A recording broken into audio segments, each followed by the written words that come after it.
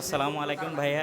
Facebook প্রতারণার মাধ্যমে ঢাকার লোকাল এজেন্সি কিছু ফেসবুক অ্যাড দিয়ে বলে যে আমাদের কাছে সৌদির অমুক কোম্পানির বিষয় আছে, অমুক কোম্পানির কাজ আছে। কিন্তু যখন পাবলিক তাদের কাছে আসার পরে টাকা জমা দেয়, তারা একটা মুফা করে, দেখে যে মুফার মাঝে কোনো কোম্পানির নামই নেই। পরে সে ওখানে আমাকে নিয়ে আমার জন্য কাজ খুঁজবে, কাজ খুঁজে যে দেখবে যদি আমার জন্য কাজ পায় পরে সে আমাকে কাজ দিবে। এরকম প্রতারণা করে প্রথমবারে 1 লক্ষ টাকা মুফা করিয়ে নিয়ে যাচ্ছে। তারপরে যায় দেখে যে বিচার যখন মুফাটা হাতে আসে, পরে পাবলিক তখন বুঝতে পারে যে আমাকে তো একটা সে প্রতারণা করছে, আমাকে কোনো কোম্পানির ভিসা দেয়নি, কোনো কোম্পানির কাজে দেয়নি।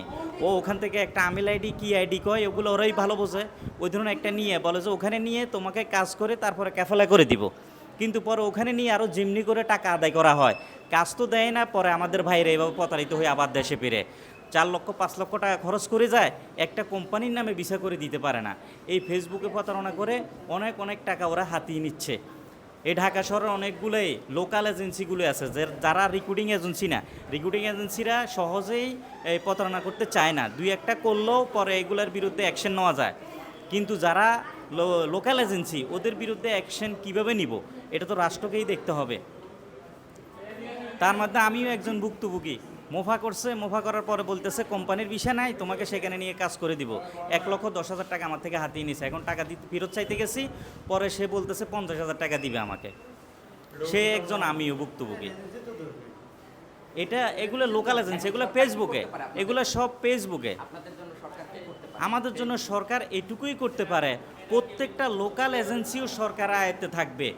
একটি ভাই প্রবাসে যারা যাইতে চায় ভাই, জানেন না, ওরা জমি বিক্রি করে, হয় নিজের জমি বিক্রি করে, অথবা বউর জমি বিক্রি করে, অথবা শ্বশুরবাড়ি থেকে টাকা নেয়, অথবা ব্যাংক লোন করে।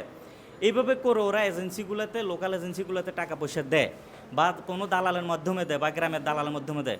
পরে দেখে যে তার কোনো কোম্পানির বিষয় না, এটা সৌদি আরবের নিচে ছেড়ে দিছে, অথবা রোমে জিমনি করে বলে তুমি এখানে রেস্ট নাও, উমরা করো, তোমার জন্য কাজ দেখতেছি, হ্যাঁ খুঁজতেছি।